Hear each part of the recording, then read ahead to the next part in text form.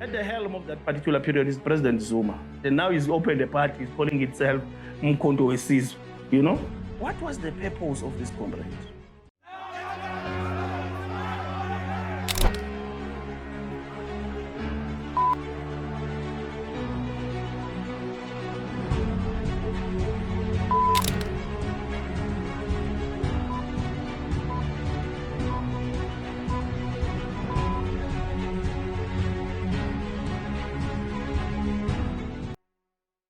Never communicate. I will never, ever, ever communicate with her ever again.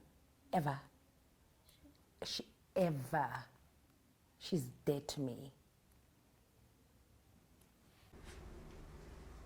Good evening and welcome to Sunday World Engage. My name is Julia Madiboho. On this podcast, we bring prominent people who have a story that we need answers for, or who just here to speak to us on matters that you guys know that you're interested in. Today's guest is someone who does not need any introduction, but because I have already practiced her introduction, I'm actually going to say it.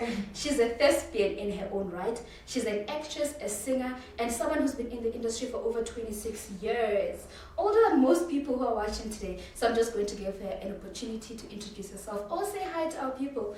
Letoya Makhene, how are you? Hello, I'm well, thank you. How are you? I'm good. Please say hi to our people. Hello, hi, thank you for having me. Let's start. Let's start. Yesterday you launched your first single in over 5 years. How are you feeling? I am feeling so blessed. I am excited. I feel chosen. I feel anointed. I feel like I am highly favored by the universe. I am smiling. My heart is smiling. Yeah. How long have you been working on your new music? We have been in studio for over a month now. Just a month?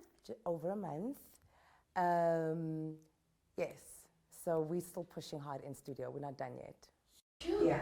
Because some of us who've had the pleasure of listening to that song, it's so well mastered. It feels like there's so much time that has taken making that song. Absolutely. That's why I'm shocked. Am I? Yeah. So I am working with a producer who's a complete perfectionist, which is perfect for me because I am too. So we're very specific about the sounds that we want. He's very specific. By the time we get into studio, he knows exactly what he wants. And this is Ndete, who's the CEO of Ndete Global Effect. He's my producer, my songwriter, and he is a complete perfectionist. So yes, I'm glad it's coming through in the song. Yes.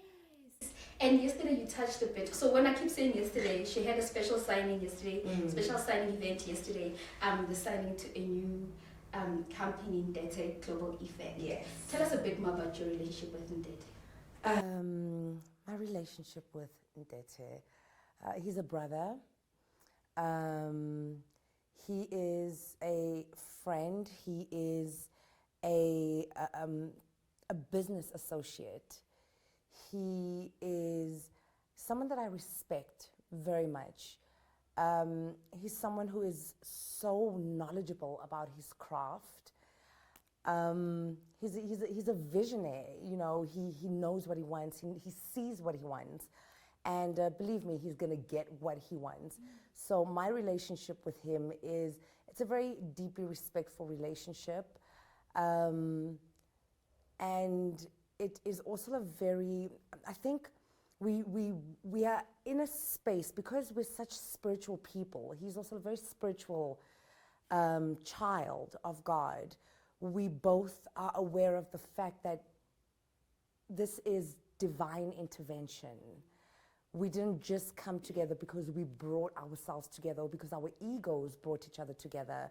So we are very respectful of this relationship because we realize it's much bigger than us. Sure. Yeah. And you've never had a company back in your music career before? No. Why Outside of my company? Yes. No. And why? I just made a choice to not sign to any record labels. I felt like they didn't see the vision that I saw for myself. It also just didn't feel safe. You know, there was always something, there was always something that would say, no, don't. And for the first time, my heart is completely open to what has been brought before me, and it feels right, and so I'm going with it. Sure. Yeah. And one of the major themes when we're getting feedback from everyone that was there yesterday, when we were asking what do you think about the song, the main theme was healing. Right. And you are a healer. Tell us more about your healing journey. Are you okay? As I speak to you now, are you okay, Letoya? On my journey through healing, or as a healer, which one?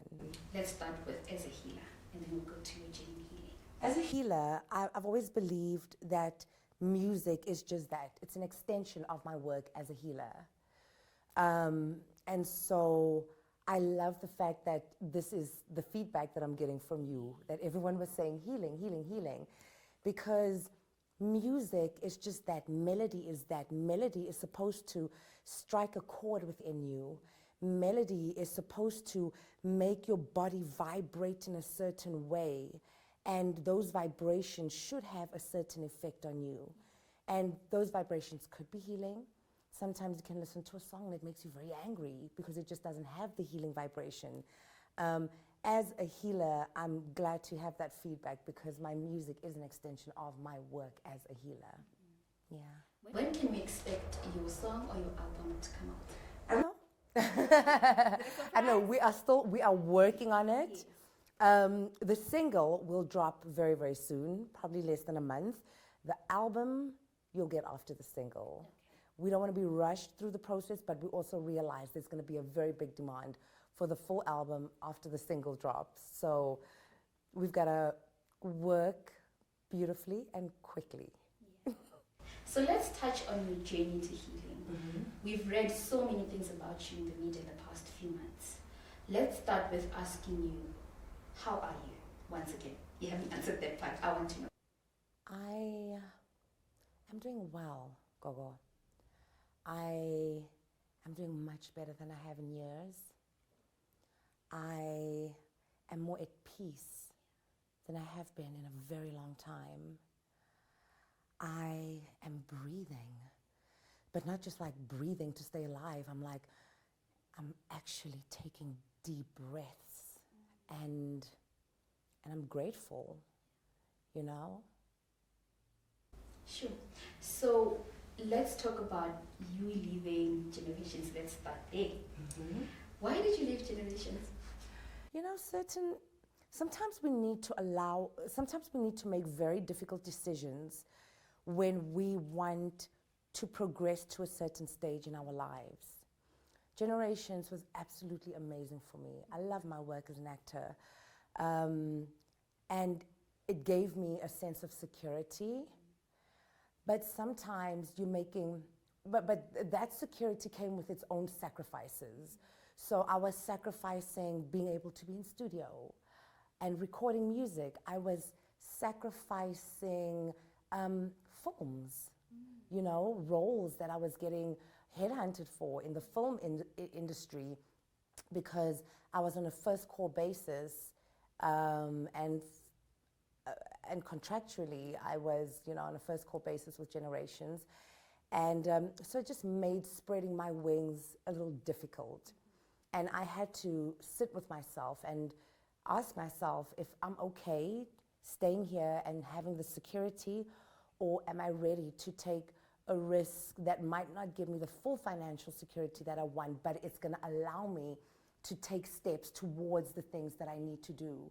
Because I have been blessed abundantly. God has blessed me so much with so many gifts, with so many talents. I kind of looked at my life and I was starting to feel like I am not utilizing what God has given me to the best of my ability. And so I made this choice, this decision to say goodbye to that part of my life. Would you go back? Would I go back? You know, at this stage, I'm not so sure if I would. Going back is saying, okay, I'm okay going right back into the thing that I left. It means I'm okay not pushing here anymore. It means I'm okay not visualizing what I saw for myself when I initially made that decision. You know, if you're asking me would I go back for a few shoots or a stint or something, yeah, I would do something like that, but not to permanently be there like I was. Sure. And you mentioned earlier that the reason, one of the reasons why you would go, one of the reasons why you left was because there were things that you needed to fulfill. So are you currently fulfilling? Is that what you're saying? Absolutely. Yeah. We're here talking, aren't we? We're here talking. Aren't we here talking? Absolutely. We definitely are here talking. Absolutely. Yes. So, Letoya, one of the reasons why I really wanted to have this chat with you is because you've left a lot of things unsaid, or you haven't responded to a lot of things. One of the things is the state. No one's really asked me.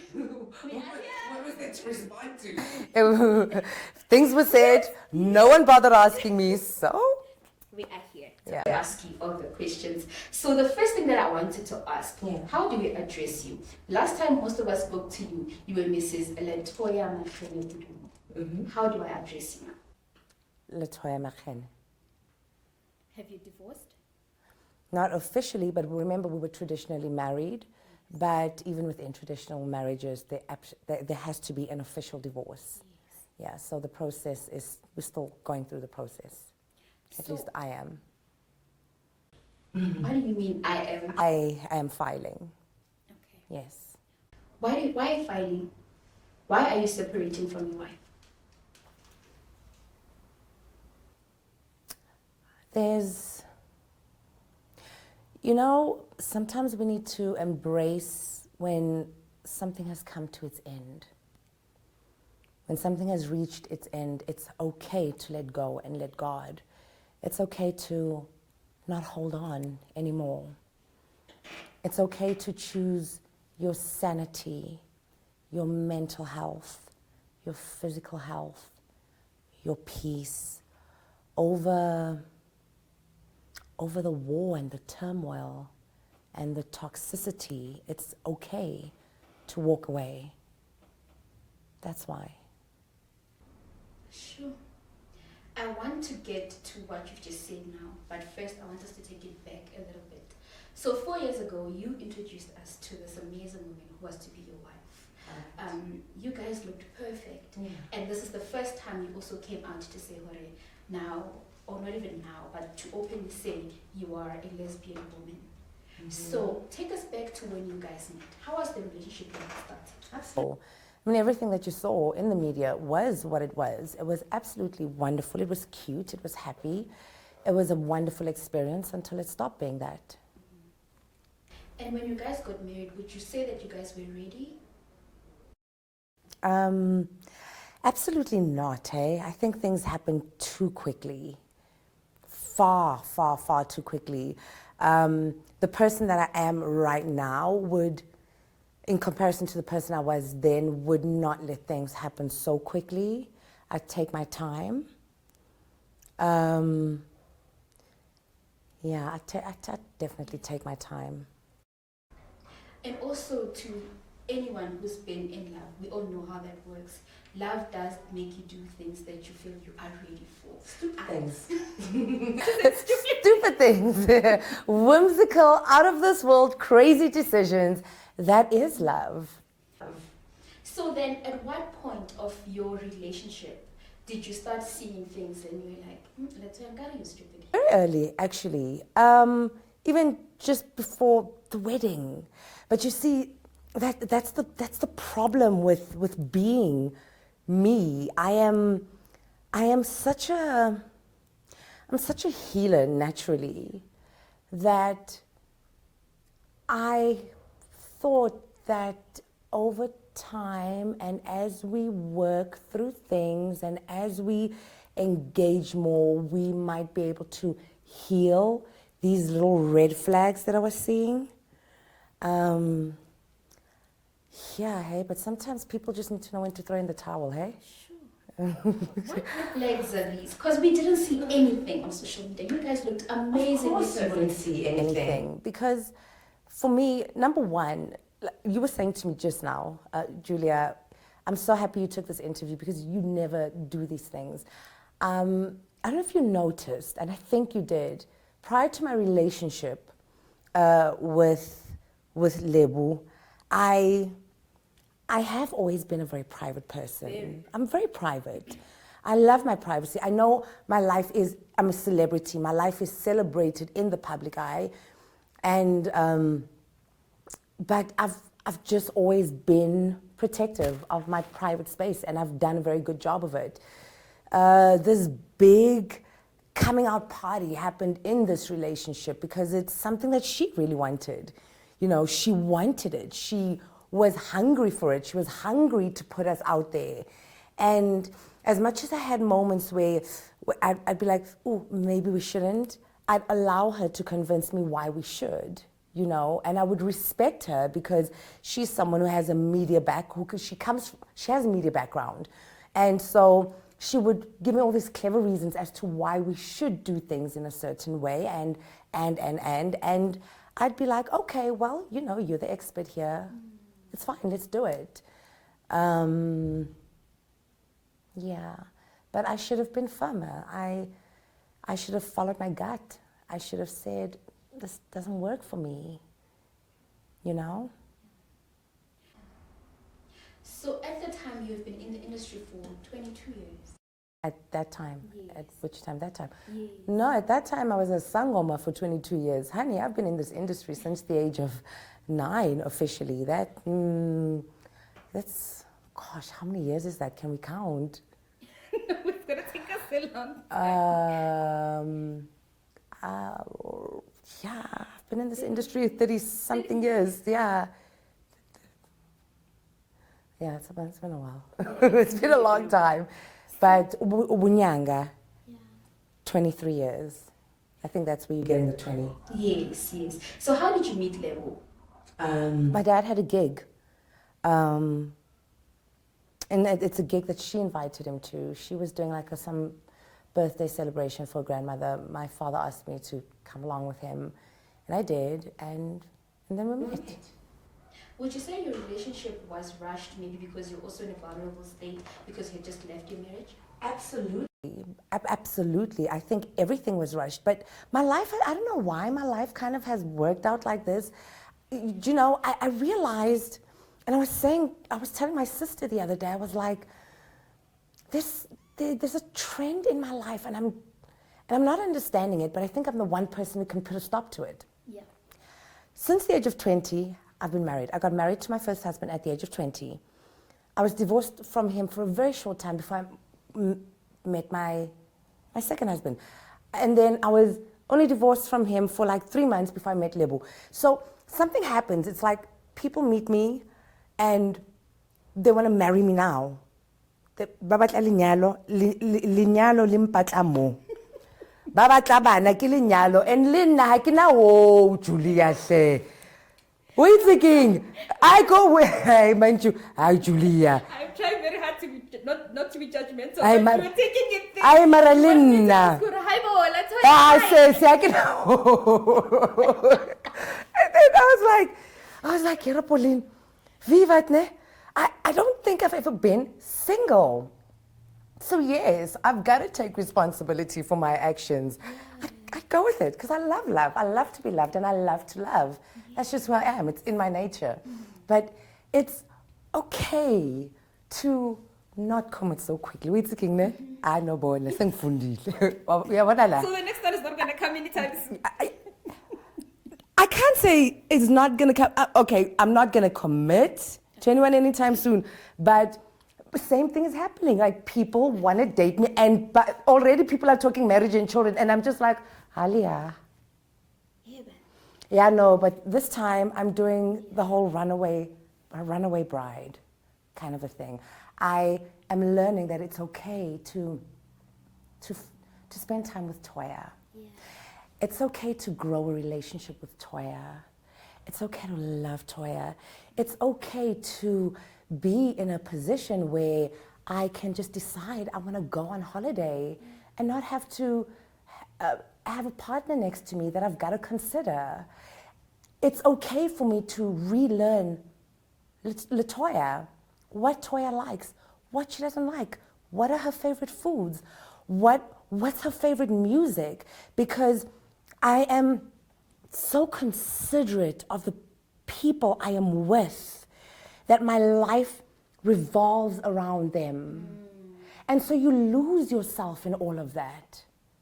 And so I've decided that I am now going to take time to relearn Toya, to re-love Toya, to give back to Toya, to give Toya a hug, and unapologetically so.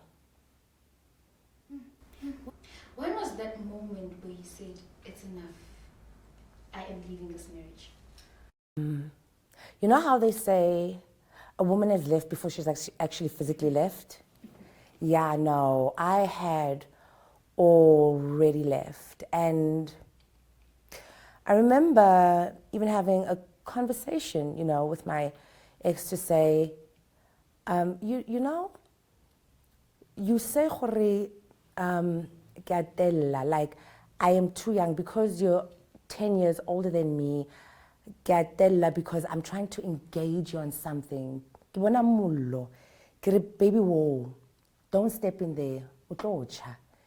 And then you turn around and you say, I said, if that is me being disrespectful, please understand that as long as I'm still here, as long as my heart and my spirit is still here, I will always find the energy to talk or to say whoa or to actually have a disagreement with you.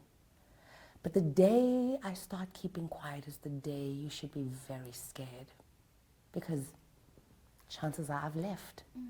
So I officially left on the 2nd of Feb this year, but it had probably been a good 2 months that I knew I was done. Around December? Yeah, even, yeah, actually in December, I knew it. I should have left long before that. What was that last straw? It's a lot. Can I tell you something? Now, I really don't want to go dwell too deep into the incidences, especially because my case is still under investigation. There's a lot going on. I've had officials from the courts even call me, especially when the story broke in Sunday World, and they just said to me, lay low. Your case is still coming up. Lay low. Don't confuse the case. Don't disturb it. Don't. So it's difficult for me to really go into detail about incidences, and also because I don't roll like that really, Yeah. No, that I can definitely respect. So let's move away from incidents that are not already out there. But then let's also give the respect. Out there. Okay, but remember, there's his truth, her truth, and then there's the truth. Yes. So what is out there are allegations. Yes. That's where I was getting to. So say, let's then maybe try to address the allegations that are already out there. So the first one that I want us to get into, right? Last year in August, I remember I gave you guys a call and you were together. And then I said to you, Letoya, 2 weeks ago, the police being called at your place, again. I understand that there's been an incident of assault that has occurred. Tell us a bit about it. And at the time, could be because you were not ready, or I'm not sure what your reasons were, but you said, there's no such a thing, we are okay. Take us to that incident first. What happened at your home in Motlaking on August last year that made you want to leave? Number one, I do apologize for saying to you that nothing happened, but you also need to understand that when you've got your perpetrator right here next to you and listening to that conversation, there's no way I'm going to say to you, it's true. You get me? I'm a victim of GBV. I have been. And basically, I lost myself. I lost my voice. I lived in fear for a very long time. And what happened? Gosh, wow. But you see now, me telling you what happened is us going into details again. Yes, it was true, by the way. And there were cops that came, and I needed to go there with cops because I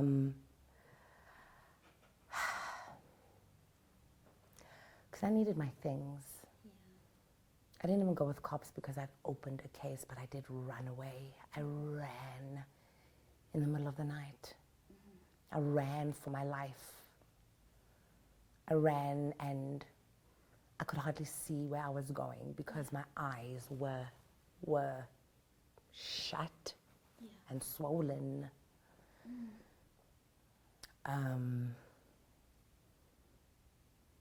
Yeah. Sure. You ran, that's why you left, and then you came back. Yes. Why did you come back? I don't know. Do you know, that's a conversation I want to start sitting down and having with every single abused woman. We go back. We just go back. And can I tell you what is so strategic about being about abusive people, about abusers? They are so strategic because remember, before it gets to physical abuse, they've already studied you so well. They've studied your weaknesses, your strengths, and then they start breaking you down. They start chipping away at you and breaking you down psychologically, mentally, your confidence. They chip away at you bit by bit by bit by bit by bit by bit. Before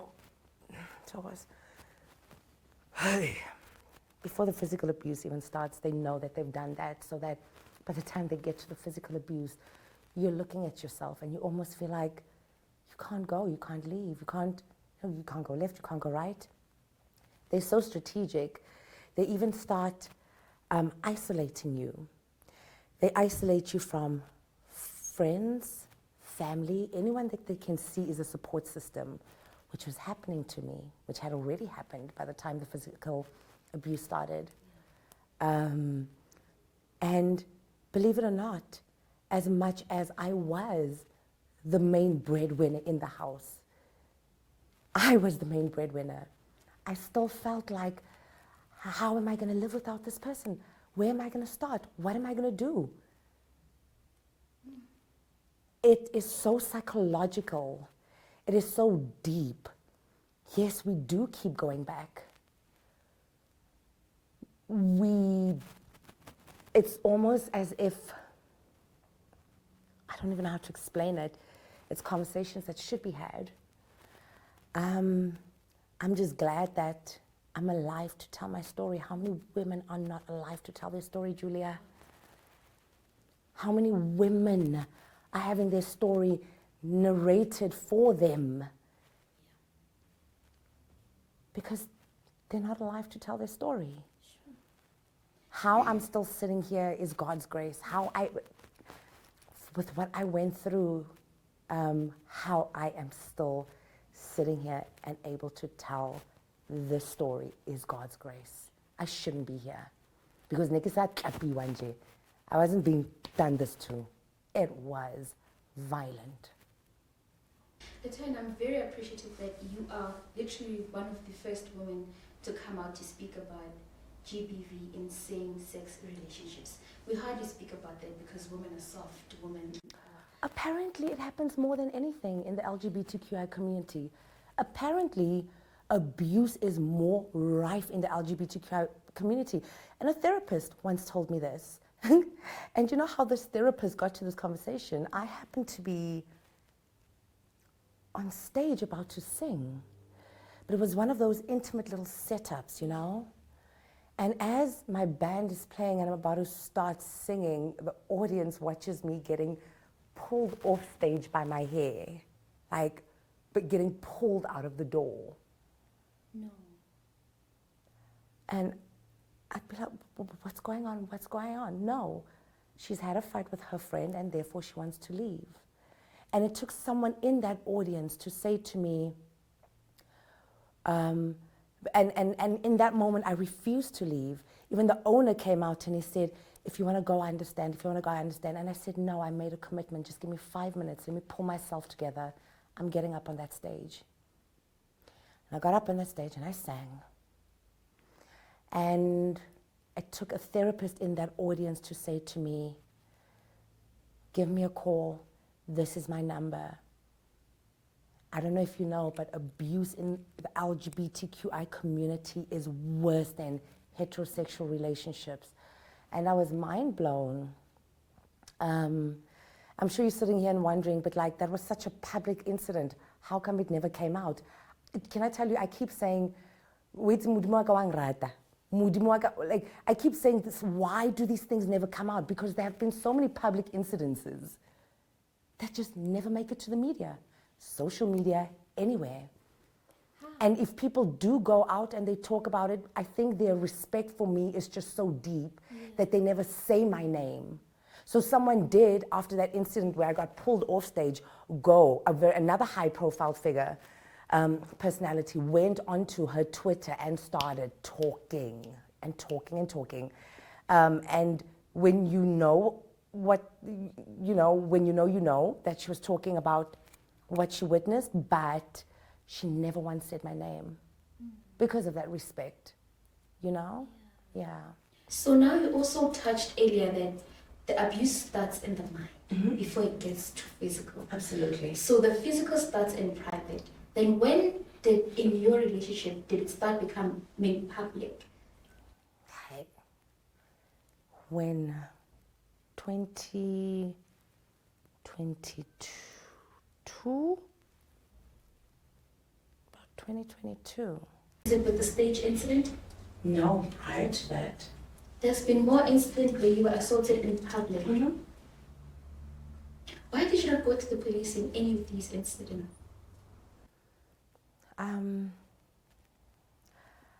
Believe it or not, there were a few occasions where I would call the police, just needing help, needing assistance, just trying to get someone to help me. And unfortunately, they would just never show up. They just never show up. They never showed up. And by the time you're thinking of going there, then you're thinking, maybe I shouldn't. I don't know. We just don't. Why don't we report? I don't know why we don't do it. It's embarrassing. Let me tell you, it's embarrassing. It's embarrassing to be a woman and to be with another woman and your wife is doing this. It's humiliating. Another thing that makes it very difficult for us public figures is that we get to the police station to report a case, and before we know it, they've already contacted journalists to tell the journalists that this is what's going on. I wasn't ready for that kind of flack. I wasn't ready for it. I was too embarrassed. There's shame. There's a certain shame that comes with being violated. And it takes a lot of strength and courage to get to a point where you can tell your story, where you can speak, where you say no, where you say not me, no more. And earlier you mentioned that in some of these cases or these incidents, you couldn't speak freely because your perpetrator was just there with you. All the time. Monitoring my calls, answering my calls. Wow. And now this is the same woman who came out about 2 weeks ago to say the worst things about you in public. Yeah. One of the things that she said is that in that relationship, you were the person that was doing the assaulting. She mentioned an incident where she said you guys were in Tanin, you assaulted her, number one. She also mentioned that there's another incident where you poured her with boiling water. She even sent pictures that show that incident. She also mentioned that there were also situations or incidents where you were verbally abusive towards her. She said that you call her names, and then in one of the voice notes that was sent to you by her sometime last year, she was saying in the voice note that, Letoya, you're saying to me that I should be the one that goes to rehab. What about you?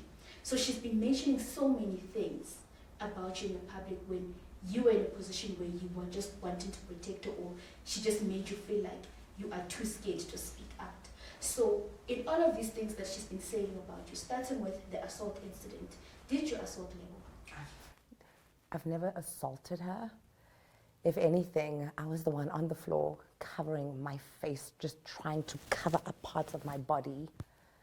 Have you seen how big she is? Have you seen how tiny I am?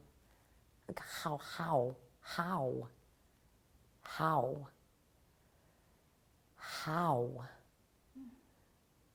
You've never caught her with boiling water.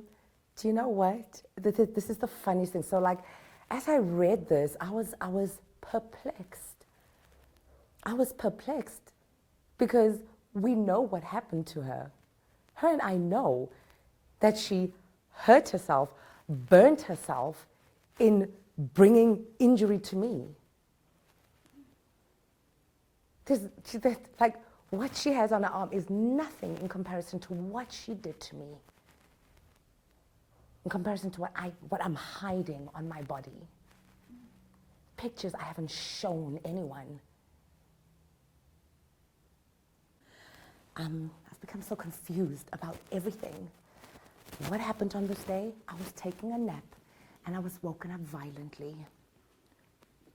Why have I been beaten on other occasions for calling my 6-year-old, my baby? I've been beaten up, okare, as though she had caught me in bed with someone for talking to my son. My son. I can't give you reasons that make sense because none of it makes sense even to me. I will never be able to make sense of it. I will never be able to make sense of the levels of anger. I cannot even make sense of why she hates her children so much, why she abused her children, why she would lock them out of the house and deny them entry into the house for days, and they can't bath and they can't eat, and I would sneak food out of the house for them. I don't know why. I don't know why. We just lived with a very angry person, and it was just getting worse and worse and worse. So after she does something like this to you, what conversations happen after that? I'm sorry. Baby, I'm so sorry. I don't know why I would do such a thing. I'm so sorry. I'm so sorry.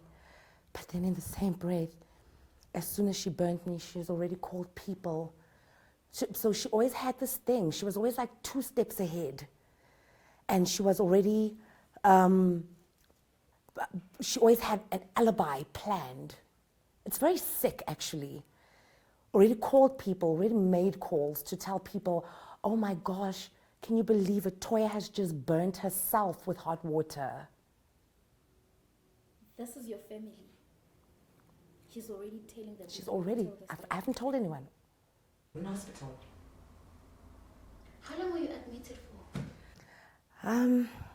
Sure. So, about a week, and then the rest was just a month of going up and down and my getting dressed.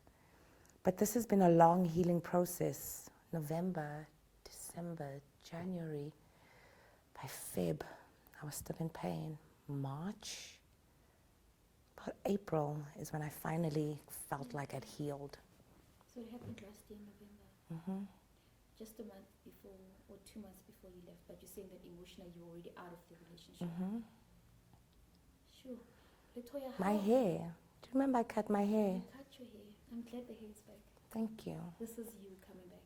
Yes, well, I cut my hair because my hair was ripped out of my scalp by her.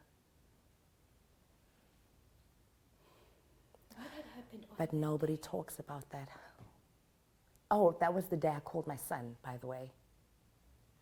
So what does she say that justifies her in the action hitting you and ripping her head off? Is she just saying what because you called your son, or did she think you had someone else on the phone? No, What she was knew I'm talking to my son. My phone was on loudspeaker. She heard me singing to my baby. She heard me sing to him. And why does singing trigger an old woman just go to Abela? God knows. God knows.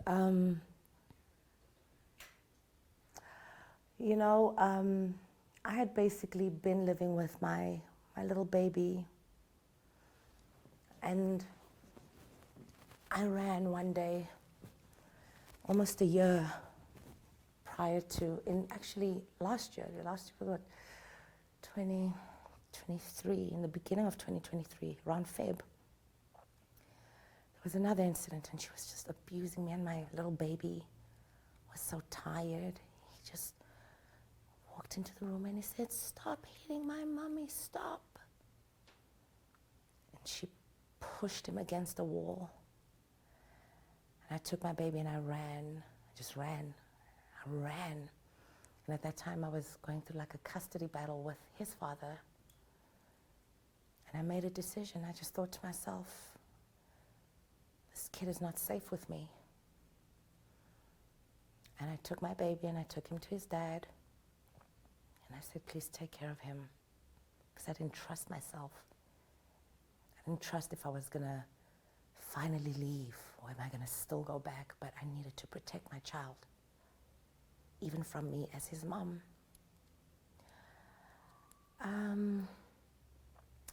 And so eventually when she realized, when I got back, she said, "Where's the baby?" I said, I let him go. She gave me rules. You're not allowed to call him on his father's phone.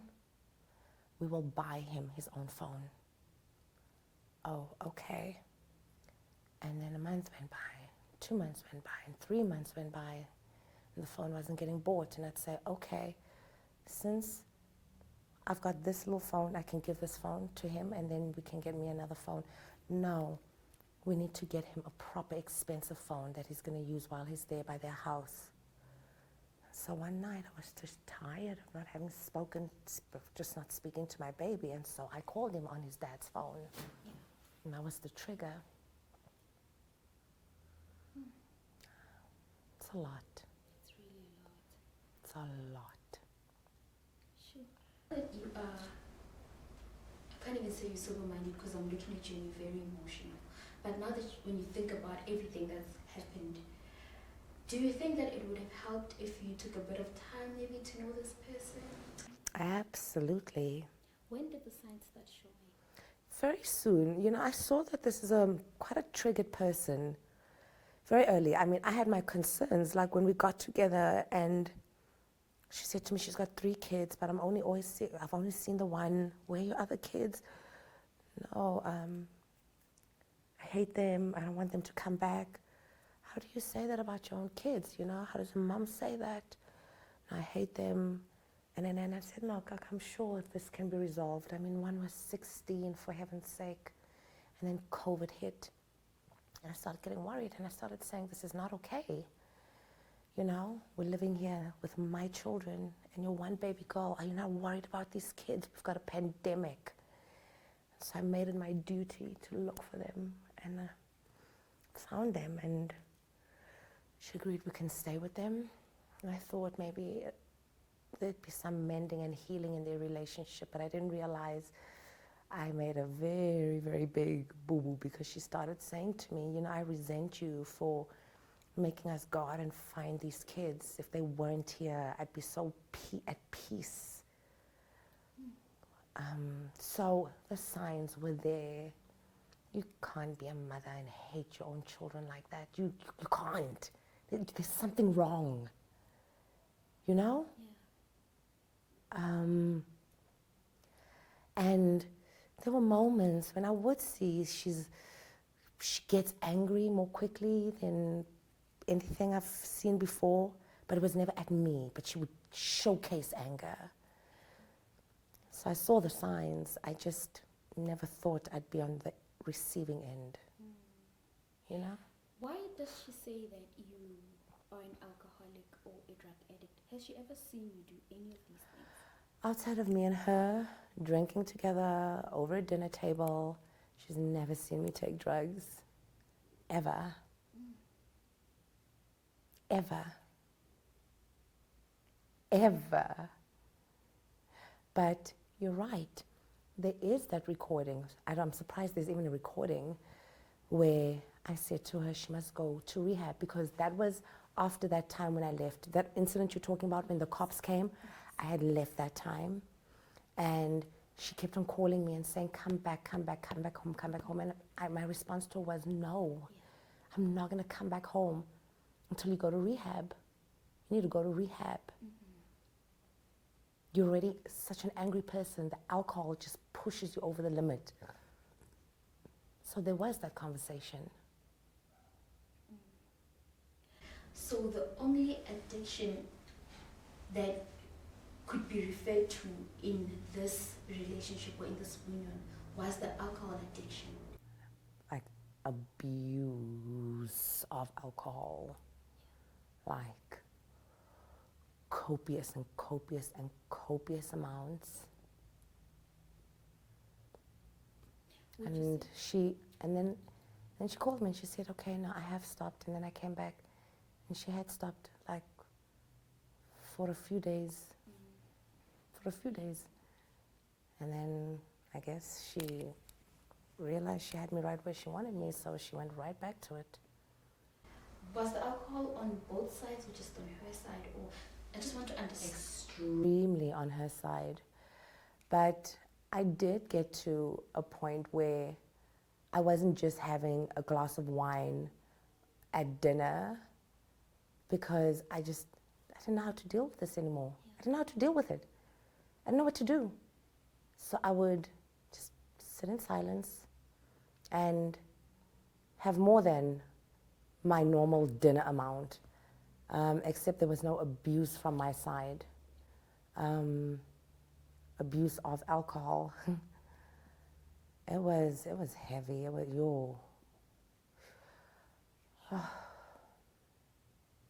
yeah. So where do you think she's taking all these things she's saying about you?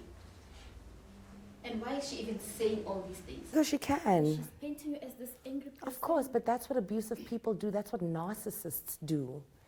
Narcissists will abuse you and abuse you and abuse you, and then they will cry victim first. Yeah. And this was also a ploy to get sympathy from the public, or public sympathy, I guess, because she saw that I had enough. I had enough because I was still, even after leaving, I still had no intentions of going to open cases. Although, because of the amount of times I've been seen by doctors, I've even had cracked ribs because of her. Because of the amount of times that I've been seen by doctors, I've got so much sitting with doctors. And my doctors would look at me and go, but why are you lying? You keep coming in with one injury or the other. Why are you lying that your partner is abusing you? Anyway, I was still intent on not opening any police cases. I just thought I'm going to be able just to walk away peacefully. But even in the months that I had been gone, the abuse was still continuing. I mean, if you think the article coming out was just like the biggest blow up, there's still so much I was going through at her hands behind the scenes without even talking to her, with no access or contact to one another. She was still strategically abusing me in the background. You know? Pardon? What do you mean? She would go to Sangoma associations, and she would have Sangomas on my back about how I'm not even a real Nyanga, I'm not a real Kobela. And then from there, she started getting, clients, people who were buying my blankets and stuff, to start calling me. People were calling me and attacking me. People were sending me messages and attacking me, like swearing at me. She was on a major smear campaign. I mean, this wasn't the beginning of the smear campaign. And then withholding my things. I kept on trying to get my things, and this is why there's a letter from me to the family. I'm trying to avoid going to the police. I'm saying, bagolo kopa le nthuseng gore ke kry ntho tsaka. And at some point, and she was saying to them, yeah, look, I've been waiting for her to come and get her things. When it's time for me to get my things, she's nowhere to be found. And her family just got to a point where they were like, this is too stressful for us, we're not gonna do this. So now she's withholding my ndumba. That's financial. That's a financial source. That's a source of income for me. My clothes. I work with my clothes. And then at some point we had power of attorney over each other's accounts. And the saddest moment for me, the saddest moment was realizing how much monies of mine she had been moving. And then a payment coming in and getting a phone call from the bank, and the bank saying, We've just gotten a phone call from a Lebogang Keswa, and she says there's fraudulent activity on the account, and therefore we must shut the account down. And I'm like, yo, wait, who account? Mine? Thank God I had already taken it off as power of attorney, and that's why they had to call to verify it. But it was that. It's the strategic financial abuse. Like, I'm going to keep abusing you. You're not going to make money. You're not. And this is the point where I just thought, it's enough. Like, if I don't stop this, it's never going to stop. And this is why I've now involved authorities. Not out of spite, but because I have to. What is the current situation at the moment between you two? Are you guys still communicating? No. No, I will never communicate. I will never, ever communicate with her ever again. Ever. She's dead to me. Anything else you might want to say in wrapping up? Well, I just hope every abused woman out there gets the courage to stand up, walk away, speak to someone. We don't have to live like this. We don't have to subject ourselves to this. We don't have to live a life of fear. Get out. Get out before we all become just a part of a horrible history in this country, you know? And if we're not getting killed by our partners, sometimes we're taking our own lives. Like, can we just stop? You know, it's okay to leave. If he's got millions or whatever it is, leave those millions. Go. Do something. Get up. Get on your feet. Leave. Find help. Get a support system. There are so many associations and foundations, and there's just so many places where we can go and seek refuge and seek help. I